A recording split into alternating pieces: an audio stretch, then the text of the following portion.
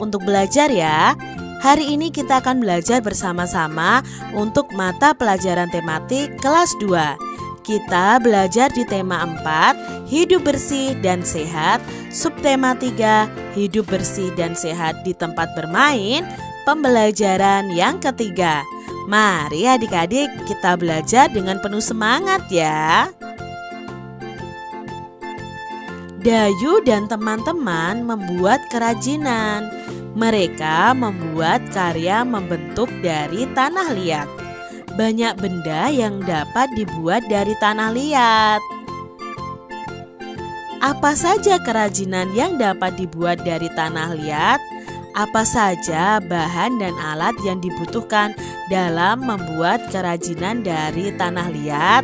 Nah, adik-adik, di sini ada gambar kerajinan yang dibuat dari tanah liat ya. Ada teko, gelas, tempat pensil, vas bunga, ada juga patung ya atau boneka dari tanah liat. Di sini cara membuat kerajinan dari tanah liat adalah siapkan tanah liat dan air secukupnya. Ya, kalian harus siapkan tanah liat. Berikutnya, siapkan triplex atau papan kayu sebagai alas. Siapkan dulu gambar rancangan atau model yang ingin kalian buat. Tempatkan tanah liat itu di atas triplex atau papan kayu, sedikit demi sedikit. Pijat-pijat bahan hingga membentuk sesuai dengan bentuk yang kita inginkan. Tambahkan bahan jika kurang atau sebaliknya kurangi bahan jika berlebihan. Sempurnakan dengan alat bantu. Berikan sentuhan akhir dengan pembentukan detail atau dihaluskan. Ini cara membuat kerajinan dari tanah liat ya. Ini gampang-gampang susah adik-adik. Kalian harus mencari tanah liat lalu memijat-mijatnya sesuai dengan keinginan kalian dan dibentuk sesuai dengan gambar rancangan atau model kalian. Nah, adik-adik, di sini Kak Citra punya beberapa contoh gambar tentang kerajinan yang dibuat dari tanah liat ya. Di sini contohnya ini ya, ada hewan ya, lalu ada daun, ada ini mungkin asbak. Seperti ini adik-adik cara buat kerajinan tangan dari tanah liat. Nah, ini ada alat bantunya adik-adik. Kalau pengrajin itu tidak hanya di atas papan triplex, mereka itu punya alat seperti kayu yang bisa berputar, sehingga ketika mengerjakannya itu diputar dan dibentuk dipijat-pijat. Ini alat bantunya ini namanya butsir ya. Butsir ini alat bantu untuk membuat kerajinan dari tanah liat. Dayu dan teman-teman telah selesai membuat kerajinan dari tanah liat. Coba amati gambar di samping adik-adik. Kerajinan Dayu berupa vas bunga. Vas bunga Dayu ini berbentuk prisma. Prisma merupakan contoh bangun datar. Nah, prisma itu memiliki tutup atas dan tutup bawah. Nanti berbeda dengan limas. Nah, adik-adik, nanti kita akan belajar juga tentang limas. Kalau prisma ini namanya prisma tegak segitiga karena tutup atas dan tutup bawahnya itu berbentuk segitiga. Nah, adik-adik, masih ingatkah kamu dengan ruas-ruas garis pada bangun datar? Pada bangun ruang ya, bangun ruang di sini. Adik-adik tentunya masih ingat bahwa ruas garis itu disebut juga dengan rusuk. Di sini ada gambar prisma segitiga. Nah, prisma tegak segitiga. Prisma ini memiliki ruas-ruas garis. Nah, adik-adik, ruas garisnya ada berapa? Mari kita hitung bersama. Pertama ada garis AB. Nah, ini ruas garis yang pertama. Lalu ada BC. Ada CA ya. Berikutnya ada apa? ODE dari tutupnya ya. EF, FD ya, atau DF juga boleh. Lalu ada yang naik ke atas, AD, BE, dan terakhir ada CF. Berarti prisma segitiga ini memiliki 9 ruas garis. Kak Citra punya gambar berikutnya adik-adik. Ada prisma B, C, D, F, G, H.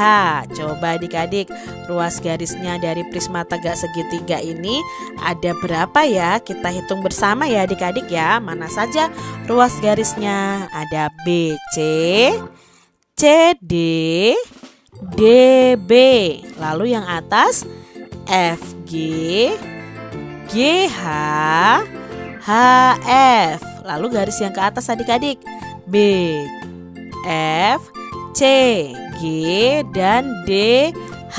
Berarti ada berapa adik-adik ruas garisnya atau rusuknya? Ya, ada 9. Berikutnya ada gambar ini, namanya adalah limas segi 4. Limas itu ujungnya itu meruncing adik-adik ya, tidak memiliki tutup atas, hanya memiliki tutup bawah. Ini namanya limas. Ada limas limas A, B, C, D, E. Nah sekarang ruas garisnya mana saja? Yuk kita cari tahu. A, B, B, C, C, D, D, A. Apakah sudah selesai? Belum. Yang naik ke atas adik-adik. A, E, B, E, C, E, D, E. Nah berarti ada berapa di sini adik-adik? Iya, ada 8. Gambar berikutnya ada, ini limas atau prisma adik-adik. Ayo. Ya, ini adalah limas segitiga. Yuk kita cari tahu ruas garis atau rusuknya. A, B, B, C, C, A. Lalu A, D, B, D, C, D. Berarti ada 6 ruas garis atau rusuknya. Setelah itu ada bangun ini nih adik-adik. Ini termasuk limas. Namanya adalah limas segi 5 karena dasarnya berbentuk segi 5. Yuk kita cari tahu jumlah dari rusuknya atau ruas garisnya ya. Kita urutkan A, B, B, C, C, D, D, E, E, A. Ya, apakah sudah selesai? Belum. Yang naik ke atas adik-adik. A, T ya. A, T, B, T, C, T, D, T, dan E, T. Jadi 5 segi 5 ini memiliki 10 rusuk atau ruas garis. Selanjutnya ada gambar ini adik-adik. Ini prisma adik-adik. Prisma segi 5. Yuk kita hitung ya adik-adik ya. Ada berapa ruas garisnya? Kita mulai dari KL, LM, MN, NO, OK. Apakah sudah selesai? Belum, ini baru tutup bawahnya. Sekarang tutup atasnya. PH, HR, RS, ST, TP. Nah, apakah sudah selesai? Belum, sekarang yang garis tegaknya. KP, LH, MR, NS, OT. Berarti prisma tegak segi 5 itu memiliki 15 rusuk atau 15 ruas garis.